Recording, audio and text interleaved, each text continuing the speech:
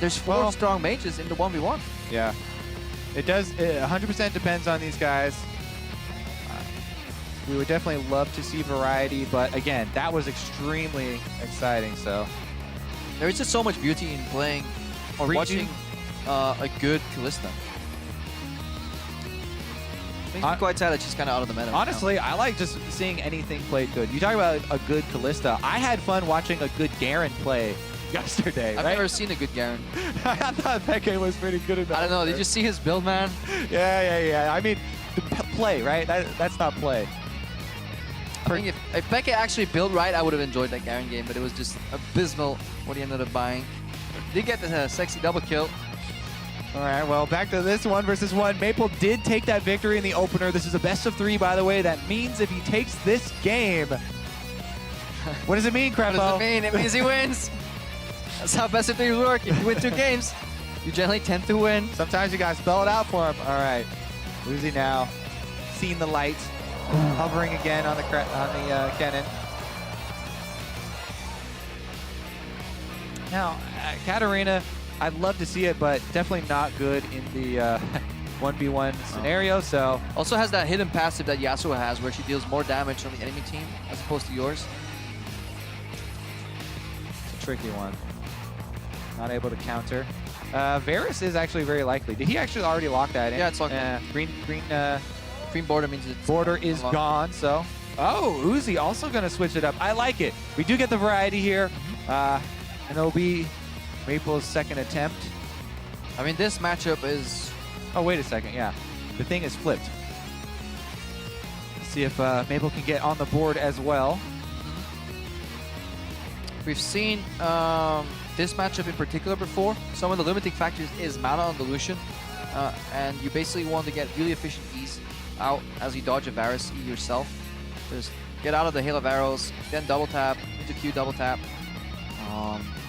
Both these champions really good at harassing through a minion wave, which makes it very hard to position. Shorter range on the Lucian though sometimes gets punished. Definitely true. However, I mean, last time the Lucian was played so well, it made it actually look really difficult for the Varus player. We'll see how well Maple does though. You know, that's why a lot of these mid laners, the AD carry they're defaulting to is the Varus because he's so often played in the mid lane, and they just feel comfortable with those skill shots. But the biggest switch up with Varus in the mid lane is just the fact that you're playing on this map. The location of the brushes as well as the relic spawn is just such a big influencer. Yeah, I mean, you obviously do want to shoot your skill shots from Fog of War to try and take away some of the time that the enemy does have to react to them. It is all up to seeing if Maple can match Uzi's skill in terms of that relic contest.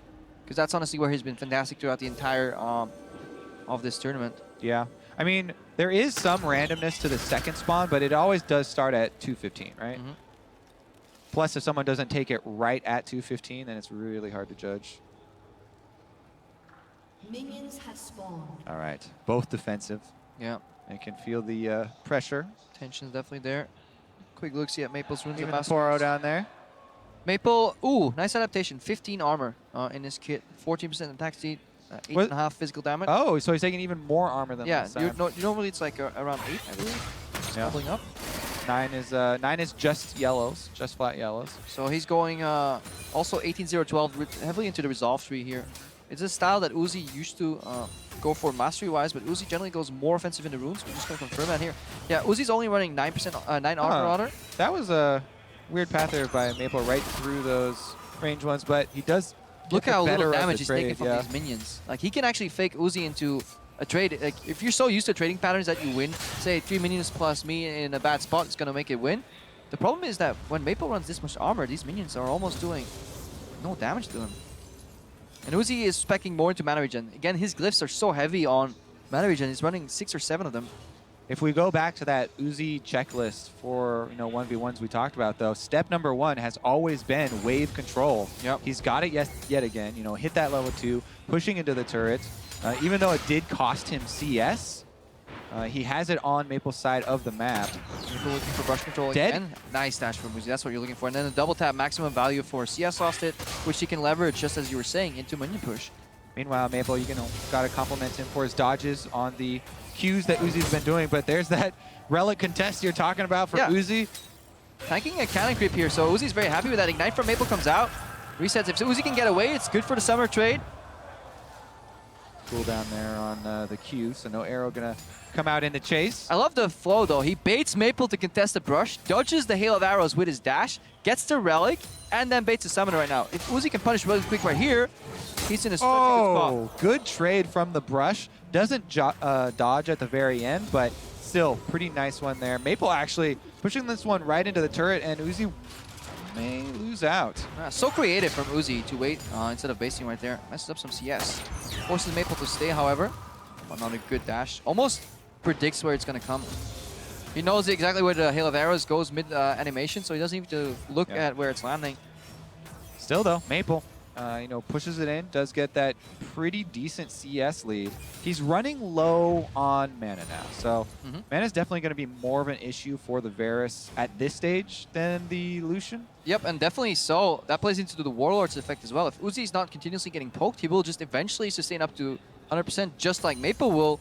But then we're looking at higher mana for Uzi, full HP on both, and a summoner's advantage. So that is what he is looking for right now. All right, the ranged minions also building up for Uzi this time around, so this exchange in the brush. Maple's going to have to retreat into his brush because he tanked a lot of cannon shots there. Yeah, and he ran completely out of mana. That's why Uzi has the confidence here to move up aggressively.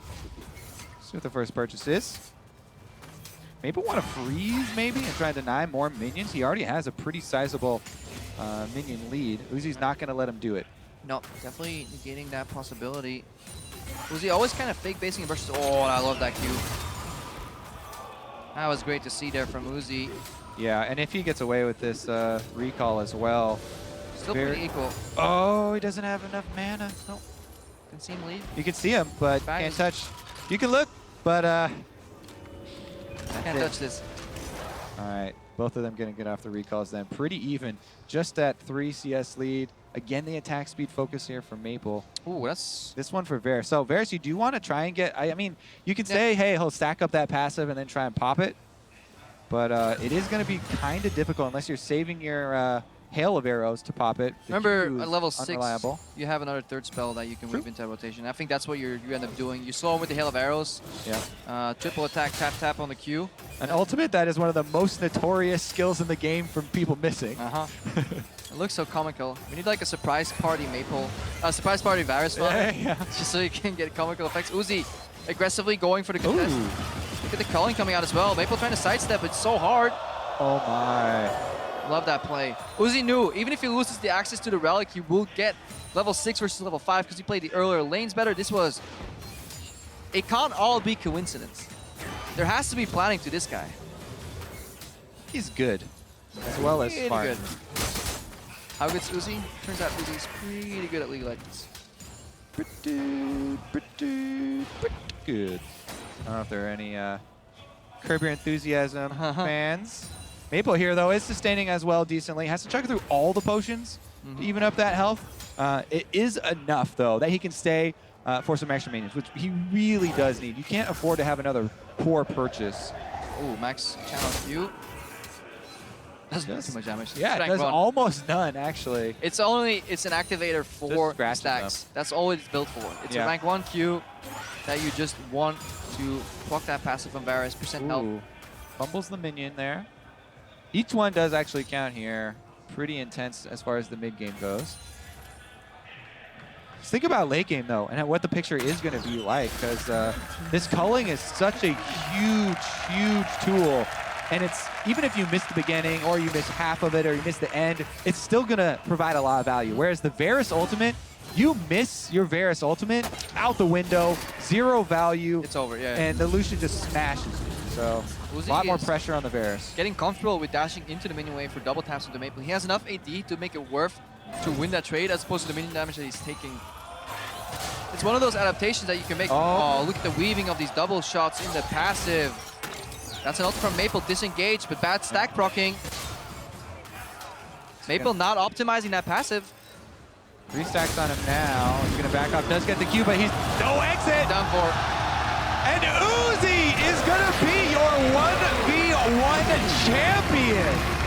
He came into the tournament wanting to prove his individual skill here at All-Stars, and he's done it in a fashion that is utterly impressive, honestly.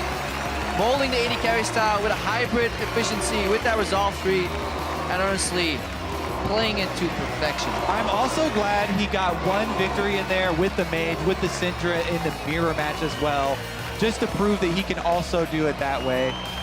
Incredibly impressive performance here from Uzi. And if it's picking up poorly, the crowd is not booing him for a CS victory. They are actually, in fact, chanting Uzi's name. Uzi. Yeah, that's his name. Love the crowd chants, though, so far. Yeah, definitely. I mean, they're really getting into it. Let's take another look at it here, though. Even if you do hit that Varus ultimate, I mean, you talked about the passive stacking. You only got one in there before the Hail of Arrows, but this right here, like, why is he going for just that? Straight walks up. I think he knows he was done for. I love the early barrier, exhaust mirror. Makes it so easy to land that going.